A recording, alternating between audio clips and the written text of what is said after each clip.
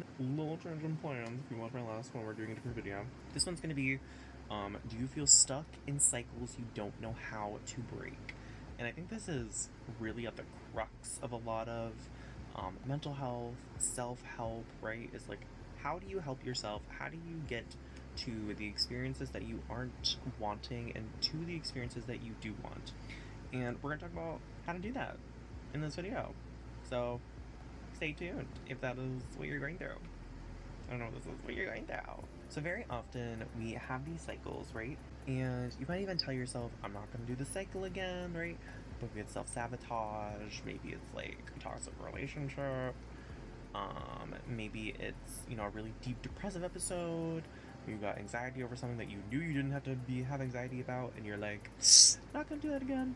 And then it happens again, you're like low-key like, oops. Oops, my cat is showing her tail because she's like, yeah. She's not like that, I don't know.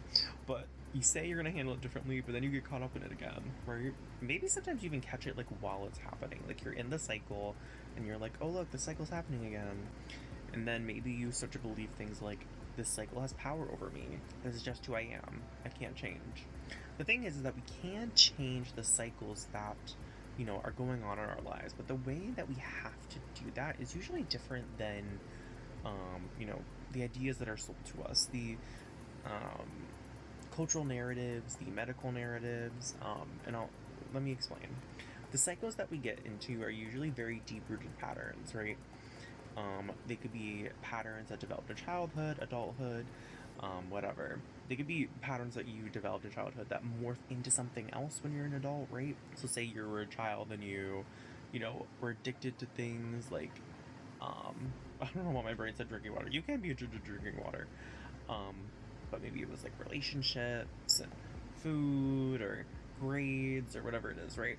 And then when you are an adult, it morphs into hard substances. And this may be a long process, right? I'm going to give you the full process on how to do this, but this can be a long process because we're really, you know, rewiring and changing deep-seated cycles within you, because we want to do that deep work, right, that makes that long-lasting change. So we're not going through this hamster wheel again, right?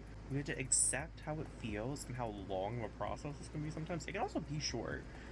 But if it's something you've been doing for a long time or something that's very deep-rooted, it could take a while as well. So accept how long it is, and also practice being kind to yourself when it happens. Sometimes this can take days, it can take weeks, it can take months, it can take years, because us getting caught up, beating ourselves up, or feeling bad, that can also be the cycle that repeats, right?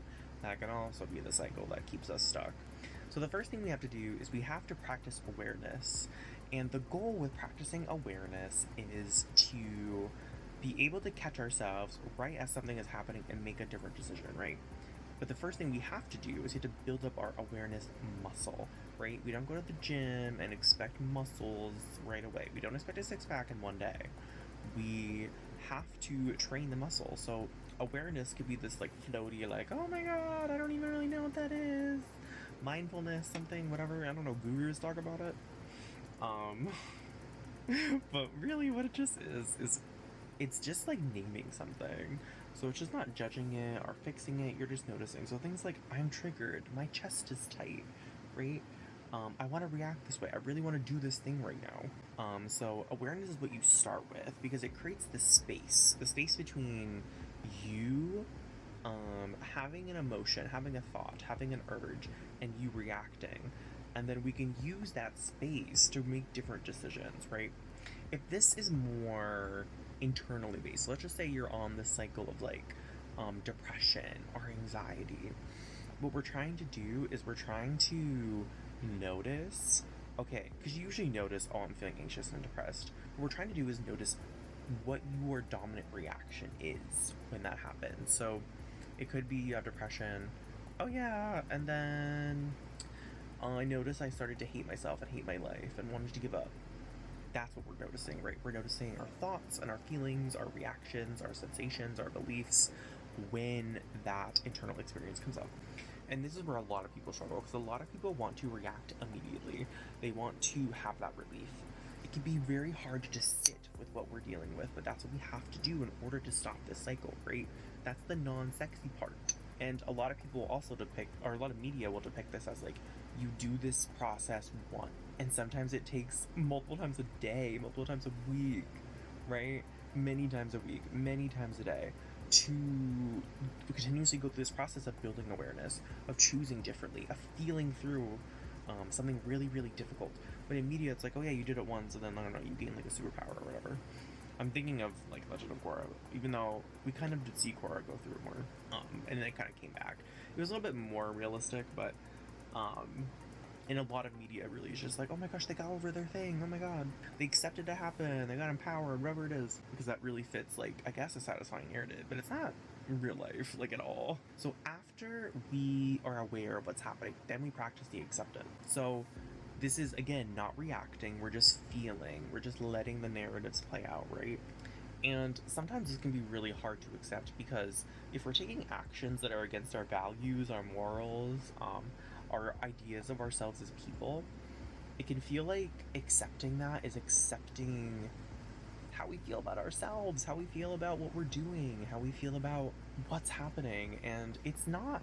And, it could also just be like, I really didn't want to accept that I was doing this, because then I would have to accept that I feel guilty about it. I would have to accept that I don't like myself when I, self-sabotage or lead people on or whatever.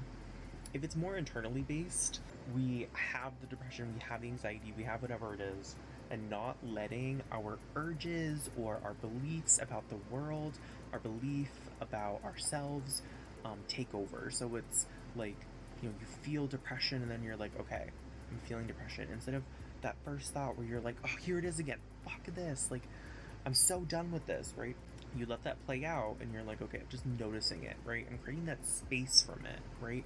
Or more like witnessing that it's happening rather than engaging with it, being inside of it, right? You're reviving something old when you do this. When you let a feeling and these narratives rise and fall without reacting, without doing anything that goes against what you want to do, you're teaching your brain, I can survive this, I can move through this, this is not me, this depression is not me, this cycle is not me, this action I'm taking is not me, it's a part of me. Now, as we've now, build that awareness and we have accepted, now we're going to choose differently. This is different based on what you're dealing with. So the reason you're repeating these patterns is you're taking the same actions, you're doing the same things when these thoughts and feelings come up, right? Basically what's happening is your inner world is controlling you. Your inner world is saying, oh yeah, I'm in control here. You're, feeling and reacting and thinking, and it's getting the best of you. It is overcoming you, and there's no shame or blame in that. It's just what's happening, right? Your depression's getting the best of you. Your self-sabotage, it just happens, and you're like, what the heck?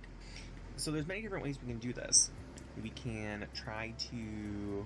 The different action you need to take, you can take an action of just trying to cope with what's going on, and you can take different actions of, like, the life you're trying to build. So it could just be, like, taking care of yourself, self-care, or it can be more, I'm going to act in a way that's more aligned with my values. So if you're dealing with self-sabotage, this is really something that can really help you, is when you're really in touch with, the version of yourself that you want to be, you're able to say, I'm not going to do that because I don't want to be that person anymore. I'm not going to do that because that's not how I want to act in life, right? And because this is a cycle, you're going through it over and over and over again, right? So accept that part of this is getting it wrong and you repeating the cycle, right? You doing the same things over and over, because that's part of you learning, right? You're learning right now. You're going through a learning cycle.